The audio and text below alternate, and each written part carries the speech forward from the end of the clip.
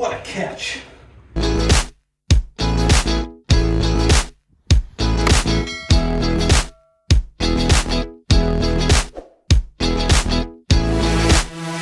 So what I'm going to take you through here is gapping a set of irons and how I would do it post-fitting and what I do for my own game. Now I'm not looking for a number, I'm looking for a range. You need to know what I'm looking for is my standard deviation from a 52, which should be less of a standard deviation than a 4 iron, but you go through the steps and you see where you are. I'm going to hit 5 or 6 shots with each club, talk about what I'm expecting my standard deviations to be and what the ranges I'm looking for in terms of carry numbers. And that's all I'm interested in. Rollout is important, but rollout's going to change course to course to course. Yes, carry distance might as well, but less so. Links course, you're going to get more rollout than a parkland course. It's just a fact. I'm going to see what my standard deviations are and then pretty much talk about what you should be expecting. We'll start with 52. Now with this, I'm never trying to hit a full shot for the 52. I'm always looking at 95% because I'm more in control of that 95% shot than I am 100 yards. 100%, sorry. My target's going to be the same for each shot. I'm even at the 200 yard marker. Straight over that yellow flag.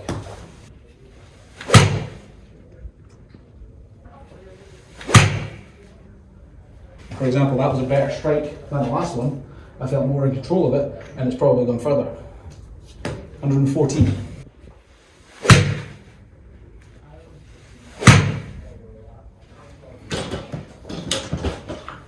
I'm going to go on a pitching wedge now. My pitching wedge sits at 47 degrees in the V6 models. 47 degrees I have to set to. It's not imperative that you know the loft of your pitching wedge, more that you know how far it's going to carry.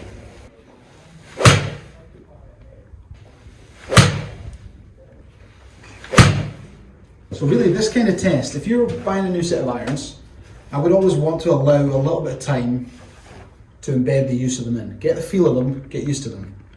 That's when you do this kind of thing where you're used to them, you know you hit a shot, you know you've hit it on the face, so you know whether it's one that you want to discount or one you want to include. This is not something I would do as you pick it up. You want to check maybe lie angles when you pick it up, make sure everything is correct and ticking over in that respect. But this kind of test I would want to be done 3 to 6 months down the line after a new set of irons comes in. And then probably every year after.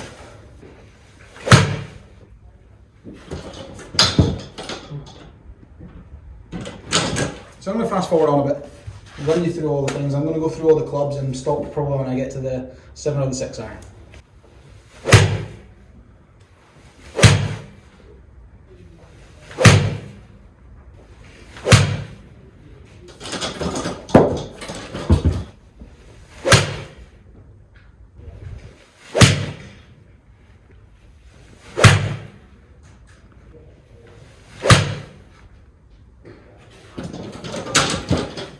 So going into 7 iron, this is probably where that 95% shot stops. And this is where I'm more inclined to just go 100%. Whether that's good or bad, who knows, but that's just, I'm conscious of it. Probably why I'm more comfortable with an 8 iron than a 7 iron. And I'm actually more comfortable with an 8 iron than a 9 iron. I don't know why, but subconscious, the brain does weird things to you.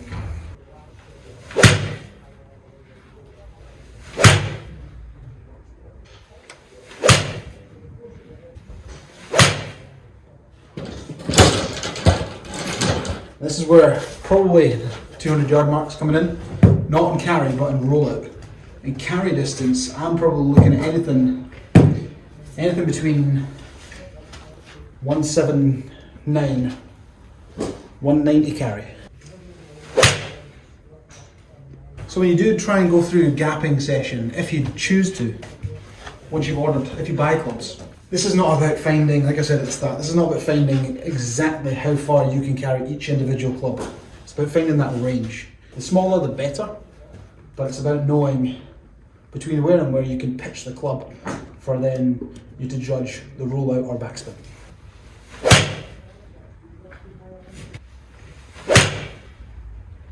So because I play a draw most of the time, my misses are long left or high right that finishes just a little bit short. That's my 2 misses. I will very, very seldom catch it low in the face and turn it over. If I'm catching it low on the face, the blade's just a little bit open and I'm not getting that strike I need to get. More so with long irons. I think that's similar for everyone. Because you're a little bit shallower with longer irons, it's easier just to catch the bottom grooves rather than get that proper strike that you need. That's where something like one length irons might be good for you. If you're constantly changing the ball position, your bad strike might be different. If you've got one lengths, it might be more consistent.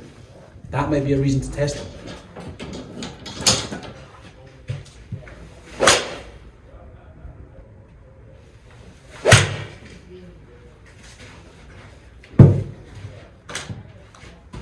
What a catch!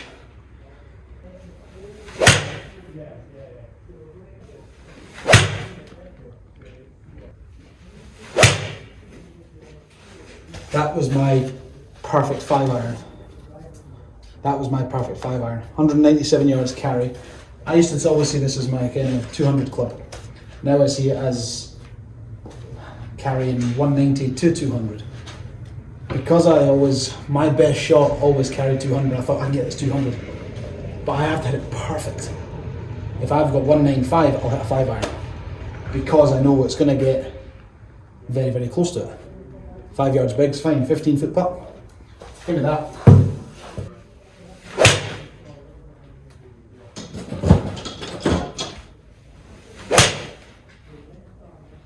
This is 205 to 215 for me.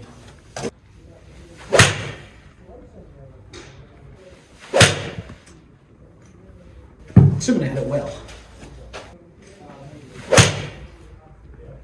So definitely my miss with this, hitting it well off the ground, is a cut.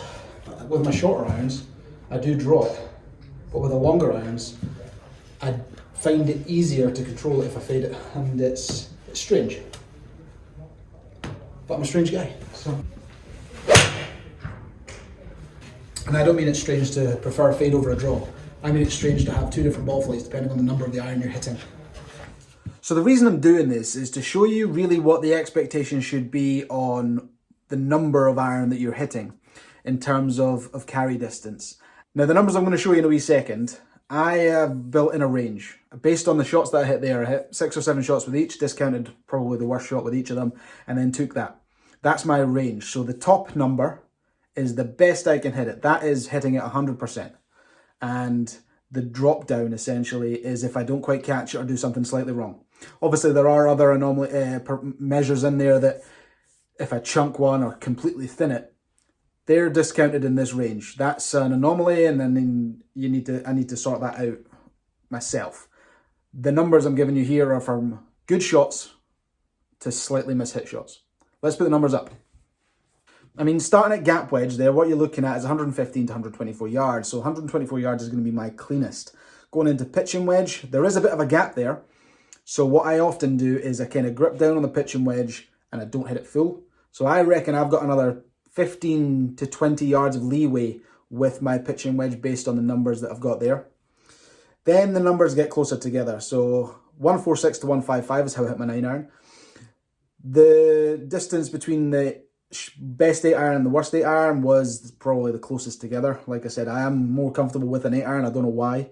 I just like the 8-iron. The 8-iron and the 52 are probably the two clubs I'm going to be most confident going into the green with, which makes no sense because it's the same as my 9-iron, just with more loft, with less loft. 7-iron there, you've got 169 to 179, fine. 6-iron 181 to 190. 5-iron 193 to 203. And then the 4-iron 206 to 220. So the 4-iron is the biggest range because it's got the least loft, it's the longest club. It probably is going to be slightly more inconsistent than anything else. It should actually be more consistent the more down you go.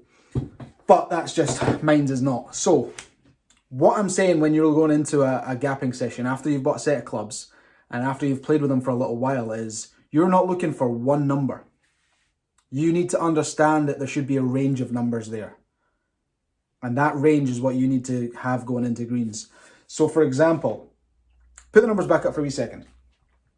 If I had, so let's say 7-iron, 169 to 179. If I had 170 into the pin, I need to make a decision as to what I'm going to hit there. Am I going to hit an 8 and expect to hit it well? Or am I going to hit a 7 and know that I'm only going to be a little bit past? That then goes back to where the pin is. Forget conditions. We're saying playing distance of this. So you have to see where the pin is. If the pin's at the front, I'm going to hit a 7. If the pin's at the back, I'm going to hit an 8, knowing that I'm not going to go past it. But if it's at the front, I'm going to hit a 7, knowing that I'm probably not going to be short of it if I hit it well. That's what you have to understand is that's why we've got a range. And that's why you're not going to hit every shot perfect. You just aren't. There is going to be a second part to this video. I am going to test between a hybrid and a 2-iron, and I'm going to do a part 2, which will come out in a few days. And in that, we'll just have a bit of fun with the hybrid and the 2-iron. But thanks for watching this one. Some people like the numbers-based things, and some people like the reviews and such like, but I like doing both. It just gives me an array. So thanks for watching. Give it a little like. The more likes the videos get, the more people YouTube show them to. Subscribe if you haven't already, and I'll see you next time.